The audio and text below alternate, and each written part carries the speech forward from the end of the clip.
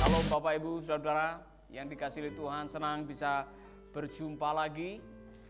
Dan saya masih melanjutkan seri mengenai kehidupan orang yang beriman atau gaya hidup orang yang beriman. Nah, saudara-saudara, pada hari ini saya mau mengajak Anda untuk merenungkan satu hal yang mungkin saudara kadang-kadang tidak menyadari, ada yang mengabaikan, ada yang mengatakan, itu sudah menjadi pembawaan kita Pak. Tapi kalau saudara tidak menyadari hal ini, sifat ini, karakter ini, bisa membuat Anda kehilangan sukacita dalam hidup. Bisa menghancurkan pernikahan Anda, bisa menghancurkan karir Anda, bisa menghancurkan tubuh Anda. Nah, orang yang beriman biasanya menjaga diri dari satu hal ini. Jadi salah satu gaya hidup orang yang beriman adalah tidak mudah iri hati. Saya mau mengajak saudara membaca sebuah ayat di dalam firman Tuhan yang tertulis di dalam Mazmur 37 ayat 1-4. Waktu saya membaca ini saudara, penafsir ada yang mengatakan inilah gaya hidup orang beriman.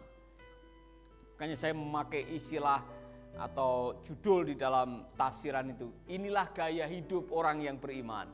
Daud adalah orang yang beriman. Dari Daud, dalam terjemahan sehari dikatakan, jangan marah karena orang yang berbuat jahat. Jangan iri hati kepada orang yang berbuat curang. Sebab mereka segera lisut seperti rumput dan layu seperti tumbuh-tumbuhan hijau. Percayalah kepada Tuhan dan lakukanlah yang baik. Diamlah di negeri dan berlakulah setia. Dan bergembiralah karena Tuhan. Maka Ia akan memberikan kepadamu apa yang diinginkan hatimu. Coba cerna baik-baik, renungkan baik-baik ayat ini saudara-saudara. Daud yang pernah mengalami pahit getirnya kehidupan, yang pernah menjadi korban kemarahan dan iri hati. Oleh karena atasannya yang tidak bisa melihat kenyataan bahwa Daud pernah membunuh berlaksa-laksa. Dan ketika Daud berhasil membunuh Goliat, para wanita di Yerusalem merayakan dengan mengadakan parade atau karnaval dan mereka menyanyi di jalan-jalan. Nyanyian itu yang didengar oleh Saul. Dan Raja Saul marah karena iri hati. Kemudian Daud hampir lebih dari separuh waktu hidupnya habis di dalam goa, di dalam persembunyian, di dalam ketakutan, di dalam kesulitan. Karena apa? Ada orang yang marah dan iri hati. Maka Daud menuliskan kalimat ini, jangan marah karena orang yang berbuat jahat, jangan iri hati kepada orang yang berbuat curang. Sebab mereka segera lisut seperti rumput dan layu seperti tumbuh-tumbuhan hijau. Percayalah kepada Tuhan dan lakukanlah yang baik.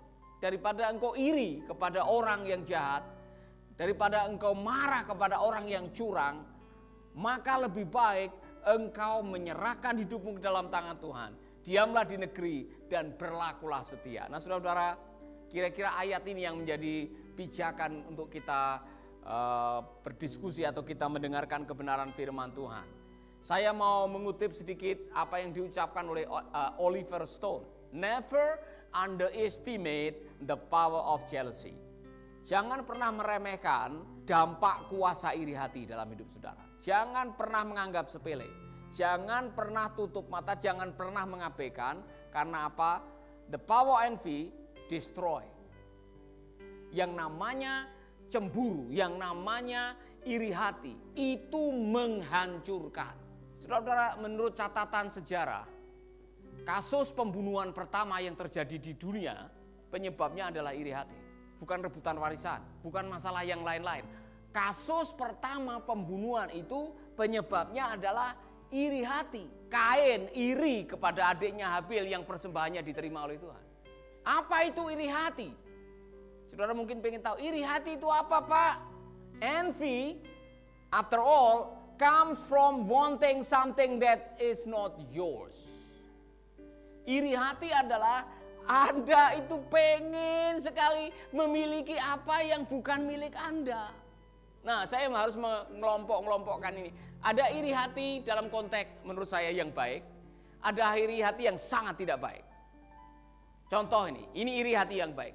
Setiap kali saya lihat Pak Adi saya iri. Karena apa? Badannya ceking terus. Ya kan, saya tidak tahu dia makan apa, dia tidur di mana, bernafasnya seperti apa, saya tidak tahu. Bagaimana dia badannya ceking terus, ya kan? Luar biasa. Amin. Saudara pernah iri dengan orang dalam arti yang baik.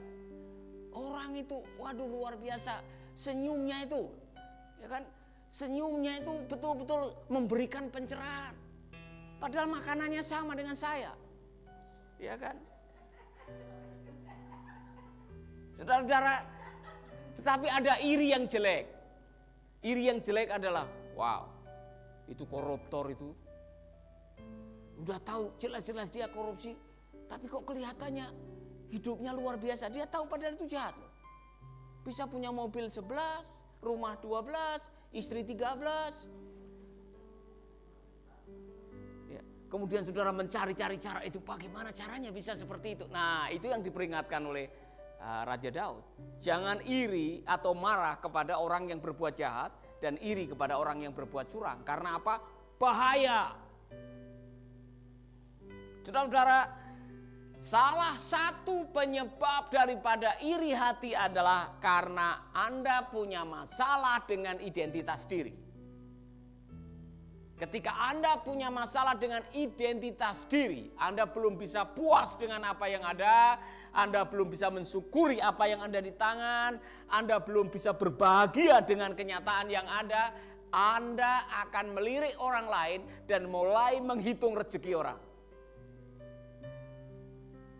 Dan ketika saudara mulai menghitung rezeki orang, yang terjadi di benak saudara adalah membanding-bandingkan.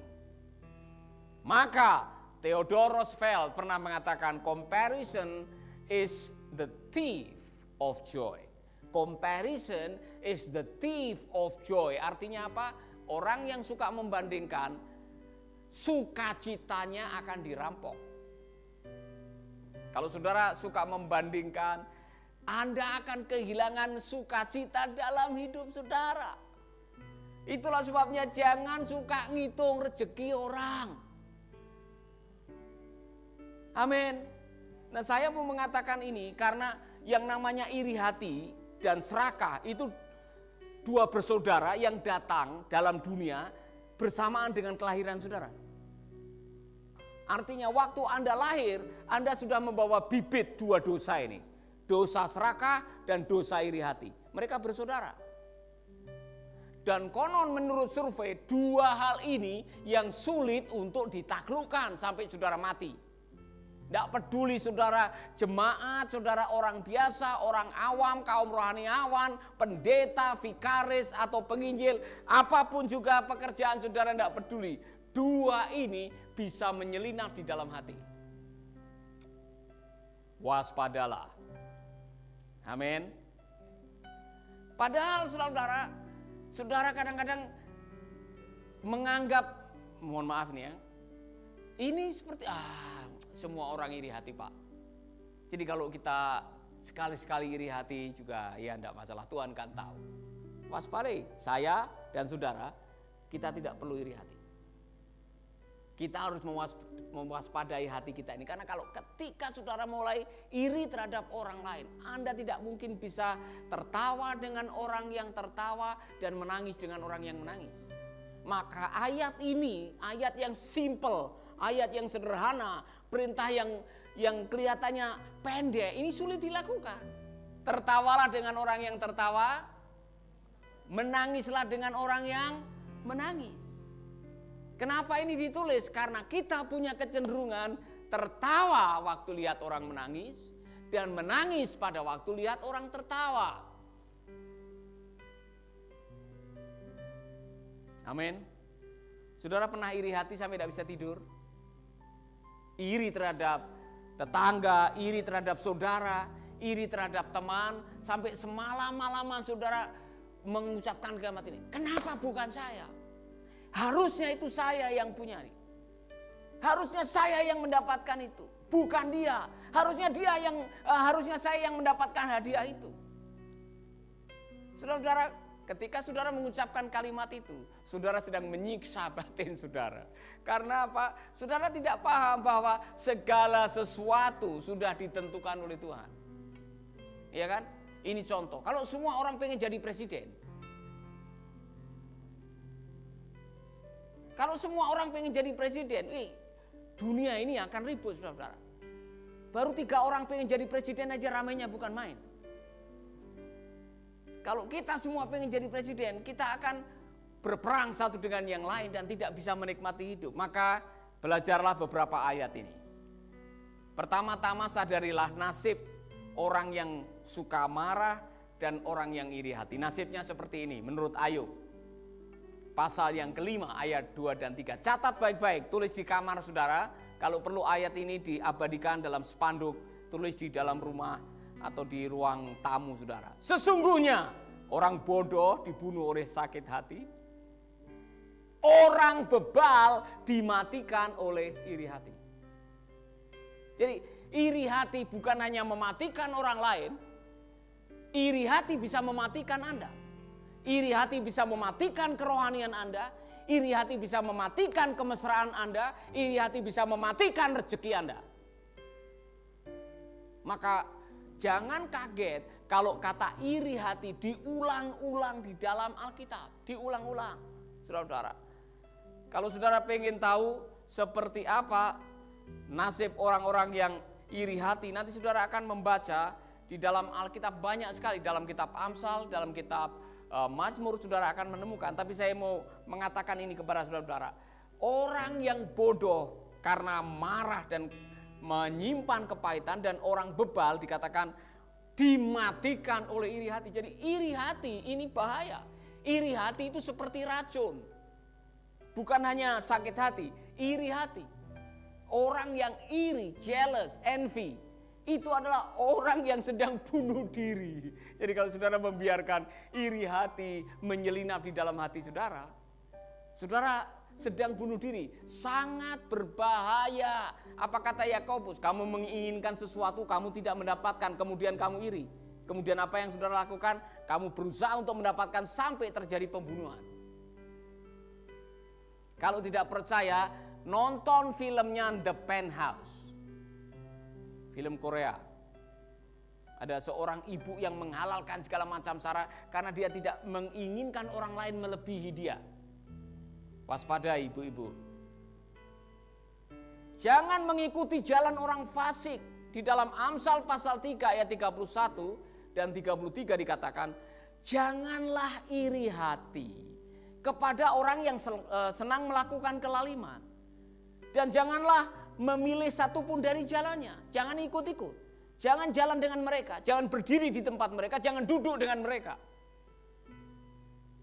Karena orang yang sesat adalah kekejian bagi Tuhan. Tetapi dengan orang jujur ia bergaul erat. Kutuk Tuhan ada di dalam rumah orang fasik. Tetapi tempat kediaman orang benar diberkatinya. Jangan berada di jalan orang yang suka iri hati. Mohon maaf, jangan bergaul dengan orang yang suka iri hati. Karena apa yang akan terjadi? Kalau saudara duduk dengan orang yang sedang iri hati, apa yang akan Anda dengar dari mulut orang yang sedang iri hati? Saudara bisa membayangkan. Kamu tahu enggak? Kamu tahu enggak? Itu tetangga sebelah kanan saya itu baru bangun rumah 3 tingkat, baru beli mobil. Kamu belum dengar kan? Itu uang panas. Kamu enggak tahu pekerjaan suaminya, istrinya kerja apa? Bagaimana pegawai negeri bisa membangun rumah 3 tingkat, punya mobil 11, bagaimana? Itu pasti tidak beres. Nah, dia menduga-duga dan kemudian mulai menggosipkan. Padahal belum tentu, dia baru dapat warisan. Iya kan? Nah, saya mau mengatakan kepada Anda, it's not your business. Kalau ada tetanggamu bisa bangun rumah, tetanggamu bisa dapat hadiah, tetanggamu istrinya 2, itu bukan bisnis Anda. Tidak perlu iri. Tidak usah banding-bandingkan hidupmu dengan mereka. Karena apa? Mereka juga membandingkan dirinya dengan Anda. Berikutnya, apa kata kitab suci di dalam Amsal pasal 14 ayat 29 sampai 30. Dengar baik-baik, ini nasib orang iri hati. Orang sabar besar pengertiannya. Tetapi siapa cepat marah membesarkan kebodohan. Orang yang cepat marah apa? Membesarkan kebodohan. Saya suka ayat berikutnya. Hati yang tenang menyegarkan tubuh, tetapi iri hati membungkukkan tulang. Saudara pernah lihat orang yang jalannya begini? Kalau lihat orang, ya kan, ada lihat orang yang lebih dari dirinya, dia matanya seperti penasaran menatap, ya kan. Karena apa, saudara? Ternyata iri hati itu merusak tubuh saudara. Iri hati bisa mendatangkan penyakit, ya kan? Waspadai ini saudara. Kelihatannya sepele, tapi iri hati ini sangat berbahaya. Dan bagi orang yang Kristen, mengaku Kristen, dibaptis 4 kali dan masih menjaga iri hati. Dengar kata Korintus, 1 Korintus 3 ayat 3. Apa kata kitab Korintus?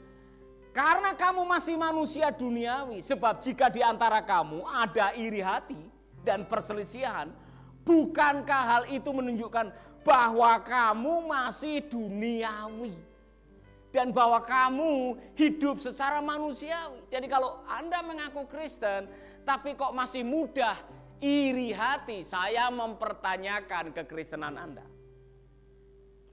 Karena iri hati itu adalah bagian dari dosa, bukan buah-buah roh. Iri hati adalah bagian dari kedagingan yang kalau saudara tidak mewaspadai, itu bisa merusak kerohanian saudara. Amin. Waspadalah. Satu lagi, jangan terkejut saudara-saudara. Yakobus 3 ayat yang ke-14 sampai 15. Kemudian kita akan belajar bagaimana menjaga hati kita dari iri hati. Tapi ini dampak daripada iri hati. Yakobus 3 ayat 14 sampai 15. Jangan kaget ya. Jika kamu menaruh perasaan iri hati dan kamu mementingkan diri sendiri, janganlah kamu memegahkan diri. Dan janganlah berdusta melawan kebenaran. Itu bukan hikmat yang datang dari atas, tetapi dari dunia, dari nafsu manusia, dari setan-setan. Saudara-saudara tegas sekali. Jadi sumbernya iri hati itu bukan dari Tuhan. Haleluya. Pernahkah saudara mendengarkan sebuah ayat atau membaca sebuah ayat di dalam Injil yang mengatakan ketika Yesus melihat kemewahan orang-orang yang ada di istana, maka jatuhlah hatinya dia dalam iri hati. Tidak ada, Yesus tidak pernah iri hati kepada mereka. Sebaliknya orang-orang Farisi, ahli-ahli Alkitab, iri hati yang membuat mereka menjebak, menyiksa, menangkap Yesus. Iri hati, baca kitab Injil. Jadi saya mau mengatakan kepada Anda yang masih membiarkan iri hati dan membiarkan ia beranak pinak di dalam hati saudara. Orang yang iri kalau dibiarkan itu bahaya. Dan iri itu kalau tidak dijaga dengan baik bisa menular. Karena saudara ngajak orang lain untuk iri. Tuh lihat tuh, ya kan? Itu tuh dia pakai gelang, pakai cincin semua dari sini sampai sini gelangnya. Pamer. Emangnya saya tidak bisa? Itu paling pinjam dari tetangga. Apa urusannya? Nah kalau saudara ngajak ngomong dengan yang lain, kemudian yang lain mengatakan, iya benar bu. Kan Anda sedang mengajak orang lain untuk iri hati kepada Anda. Suami-suami hati-hati. Istrinya siapa itu? Ih, cantik sekali ya istrinya. Saya juga bisa dapat istri seperti itu. Kalau dia punya 2, saya bisa punya 3. Saudara-saudara, waspadai sikap Anda. Karena itu bukan datang dari manusia rohani, saudara-saudara. Sikap iri hati yang akhirnya, dengar baik-baik, datang dari mementingkan diri sendiri. Itu biasanya menghalalkan dusta dan menghalalkan hal-hal yang jahat yang datangnya bukan dari Tuhan. Jangan diremehkan yang satu ini.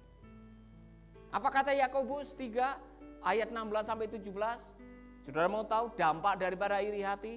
Sebab di mana ada iri hati dan mementingkan diri sendiri, di situ ada kekacauan dan segala macam perbuatan jahat. Di mana ada iri hati, apa yang terjadi di situ? Dan mementingkan diri sendiri, di sana akan ada kekacauan. Di dalam pernikahan, di dalam rumah tangga, di dalam perusahaan, di dalam pelayanan, di mana ada orang yang memelihara iri hati. Dan ujung-ujungnya penyebabnya adalah karena mementingkan diri sendiri, pasti kacau. Mbak, peduli itu organisasi keagamaan atau kemasyarakatan, yang namanya iri hati bisa mendatangkan kekacauan. Mari kita lihat, pernah menghadapi kekacauan? Pernah melihat kekacauan? Awalnya dari mana, saudara-saudara? Iri hati. Saudara-saudara, ketika orang sedang dilanda perasaannya oleh iri hati, orang itu bisa menghalalkan segala macam cara. Tetapi hikmat yang dari atas adalah pertama-tama murni, selanjutnya pendamai, peramah, penurut, penuh belas kasihan, dan buah-buah yang baik, yang tidak memihak dan tidak munafik. Kita diingatkan oleh Yakobus, waspadai iri hati, karena iri hati datangnya dari setan, dan di mana ada iri hati, di sana ada kekacauan. Di mana ada kekacauan, itu bukan dari Tuhan.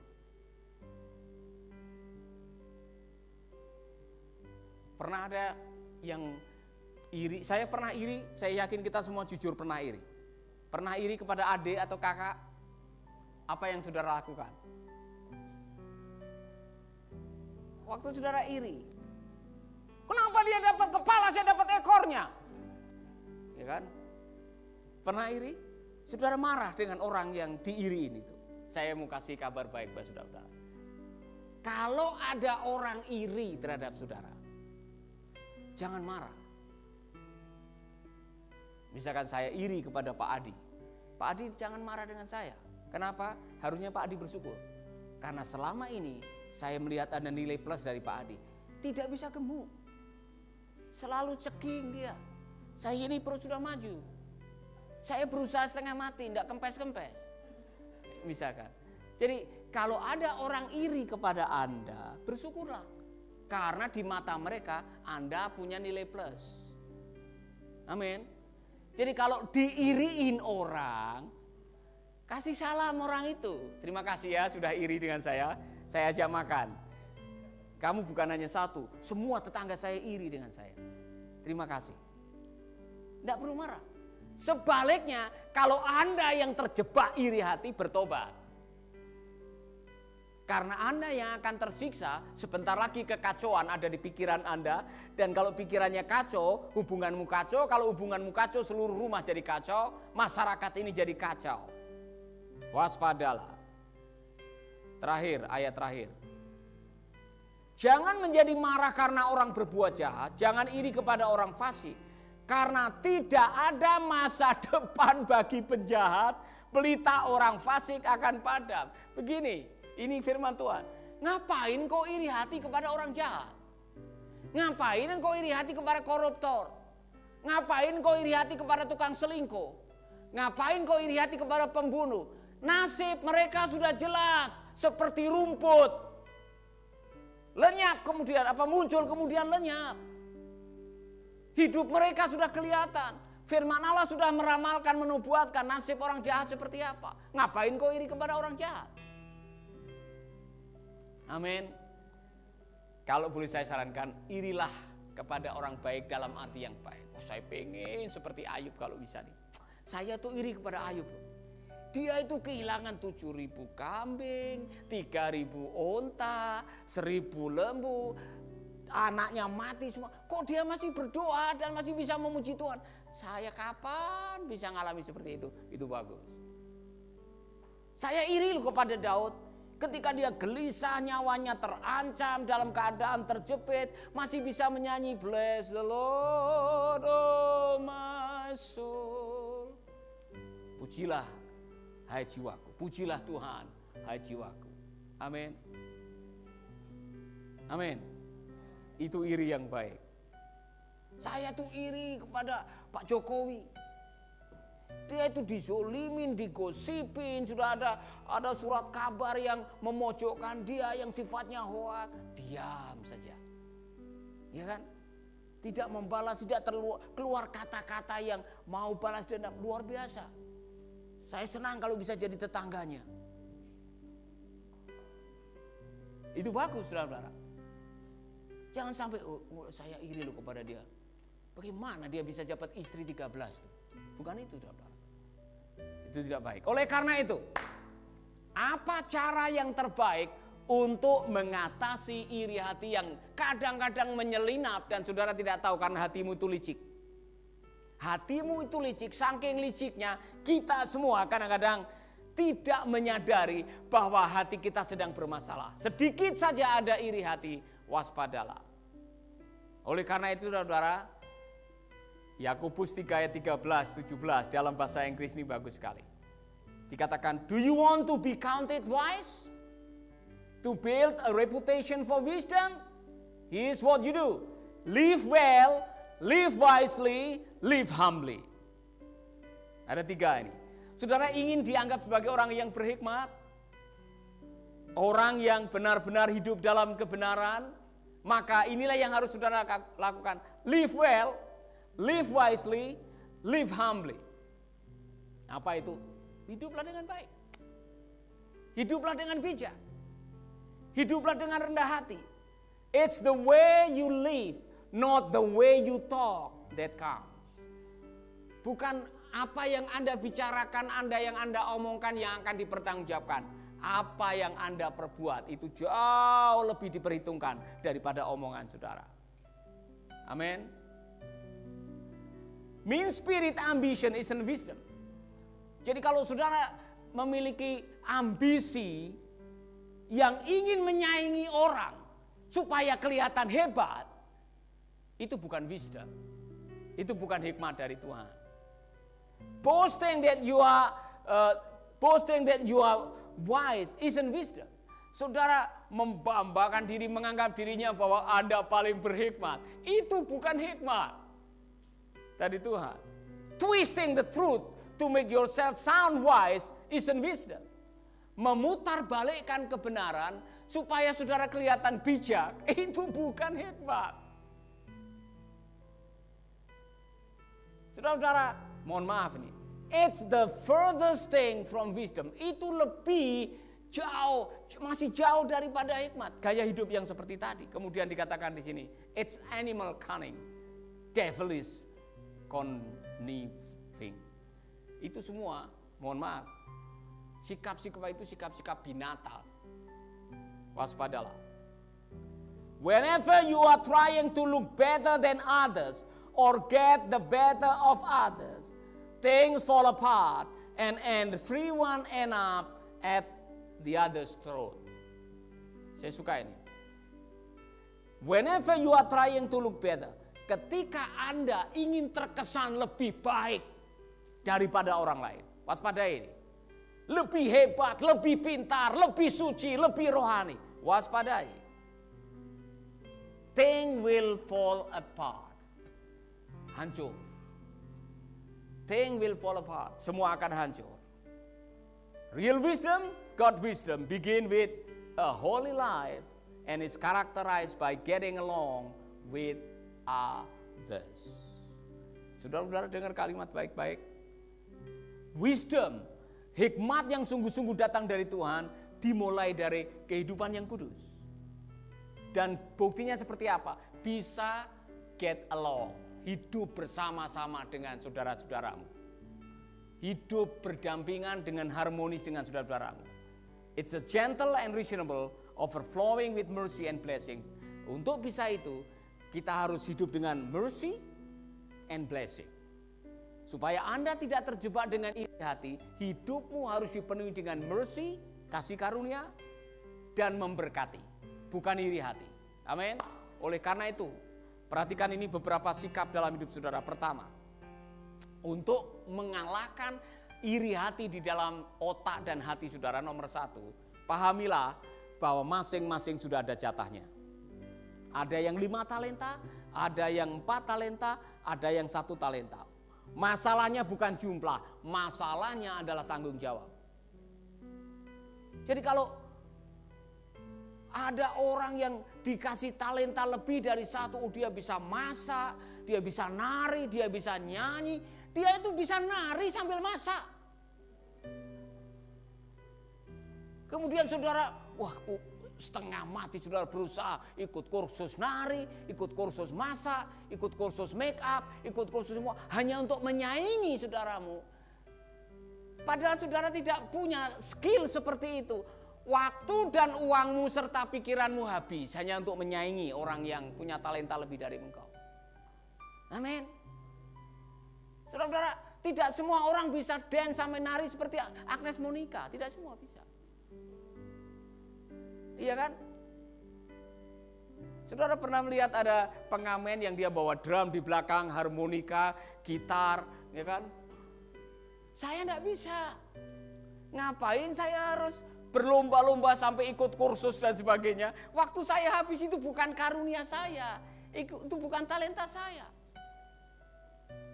Jadi jangan membandingkan dirimu sehingga memaksamu untuk menyamai mereka hanya to look better. Waspadalah. Haleluya. Amin. Jadi segala sesuatu sudah dipatronkan oleh Tuhan. Masing-masing kita sudah terima karunia yang beda-beda.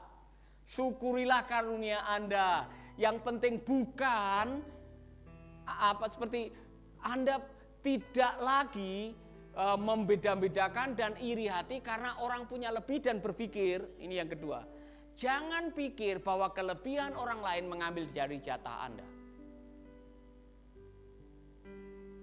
Jangan pikir yang dikasih 5 talenta itu seharusnya 3 adalah milik saudara. Jangan pikir, bukan. Tuhan yang memberikan talenta itu sudah tahu kapasitas masing-masing. Yang dikasih 5 karena punya kapasitas mampu menjalankan 5. Yang dikasih 4 mampu menjalankan kasih 4. Yang dikasih 1 sudah bersyukur ya dikasih 1. Dia tidak menjalankan tanggung jawabnya. Mengerti? Amin. Saudara-saudara, jadi saya mau mengatakan daripada hidup Anda habis untuk membandingkan dan mengejar supaya look better, lebih baik Anda fokus. Kalau memang hanya 2 yang Tuhan percayakan, tekuni 2, maksimalkan. Saya mau kasih kabar baik, di surga Anda tidak akan dibandingkan dengan orang lain. Apa tadi? Waktu Anda di surga, waktu Anda menghadapi penghakiman besar, Anda tidak akan dibandingkan dengan orang-orang seperti Benny Hinn atau Billy Graham atau orang-orang yang hebat. Anda akan dibandingkan dirimu dengan dirimu. Apakah engkau sudah maksimal dengan karunia yang Tuhan berikan atau Anda belum maksimal? Ukurannya adalah apa yang Tuhan sudah investkan sudah menjadi maksimal atau tidak. Kalau tidak, enyahlah dari hadapanku hai hambaku yang jahat. Amin. Bagi saudara-saudara yang suka ngitung rezeki orang lain, kemudian saudara terjebak di dalam iri hati, tolong dengarkan lagu ini, semua pasti tahu. Hitung berkatmu satu-satu, ingat semua janganlah lupa. Hitung berkat.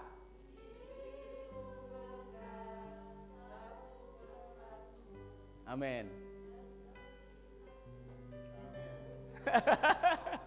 Hitung berkatmu satu-satu, ingat semua janganlah. Hitung berkatmu. Mu, bukan tetanggamu. Mu. Bukan teman di kantormu. Mu. Bukan atasanmu. Mu. Hitung berkatmu sendiri. Karena ketika Anda punya kebiasaan menghitung rezeki orang, Anda akan terjebak dengan iri hati segera. Maka resep terakhir sebelum kita tutup, saya mau mengajak saudara menyanyikan lagu ini. Belajarlah mencukupkan diri dengan apa yang ada. Apa tadi? Syukuri apa yang ada, hidup ada, tetap jalani hidup ini.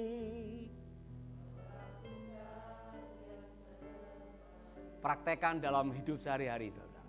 Ya kan? Ini saya mau praktekkan ini. Dampak mengucap syukur yang datang dari rasa cukup itu mendatangkan rasa nikmat. Saya berkali-kali memberikan ilustrasi ini.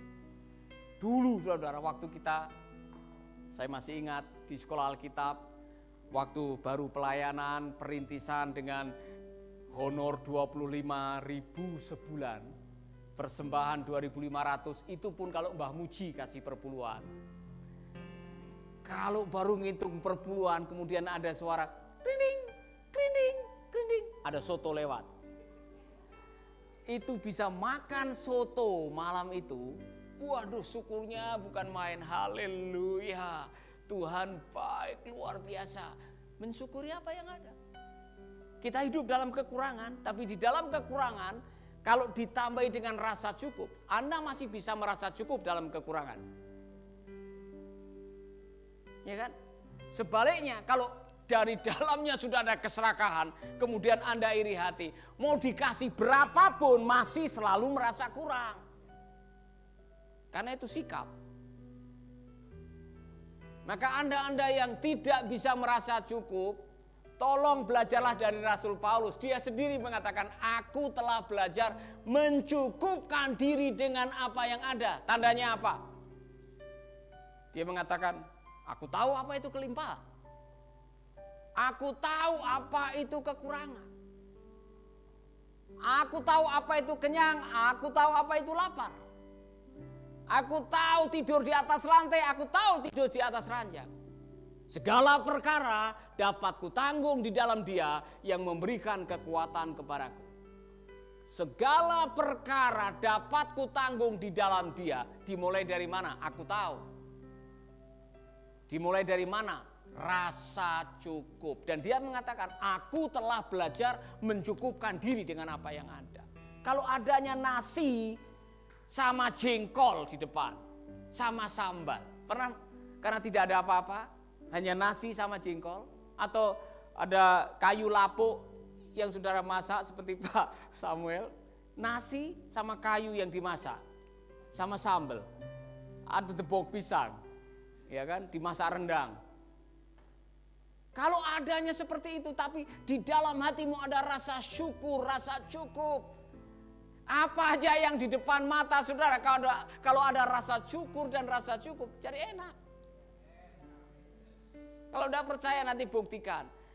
Saudara, rasa syukur, rasa cukup, itu lauk yang paling baik untuk menyertai Anda makan. Tapi sebaliknya kalau saudara orangnya iri, serakah, suka membandingkan, suka tidak mensyukuri apa yang ada.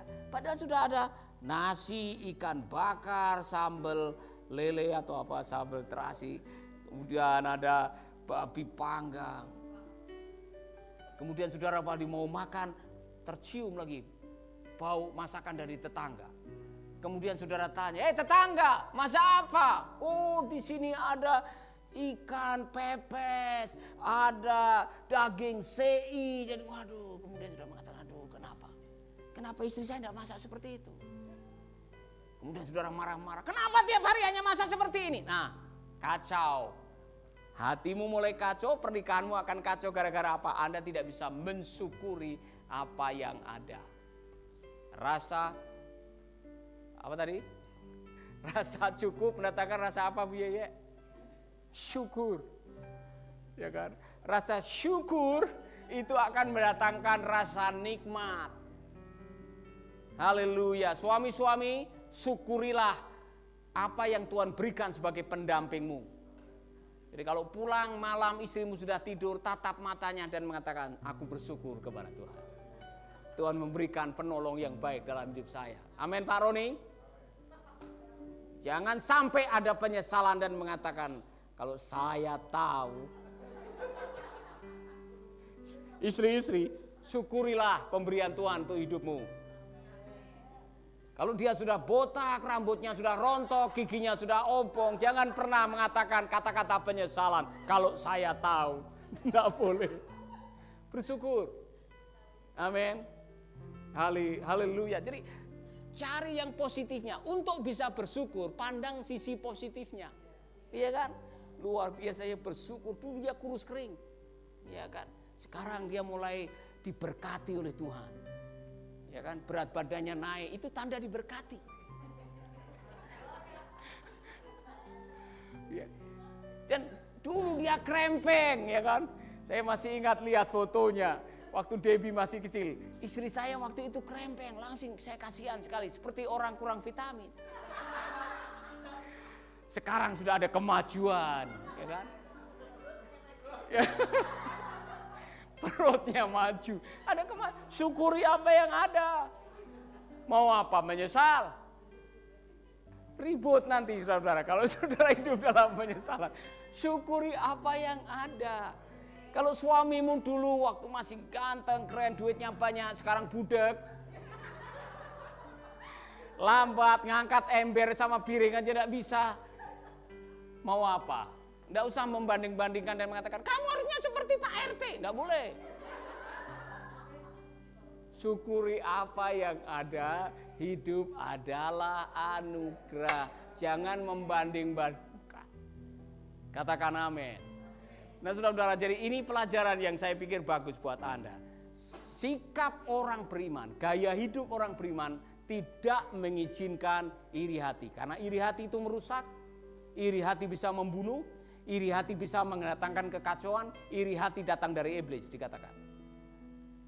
Kalau begitu kita harus punya kiat bahwa perspektif kita harus diubah. Masing-masing kita sudah diberi jatah oleh Tuhan. Kalau jatahnya setengah gelas, syukurilah setengah gelas.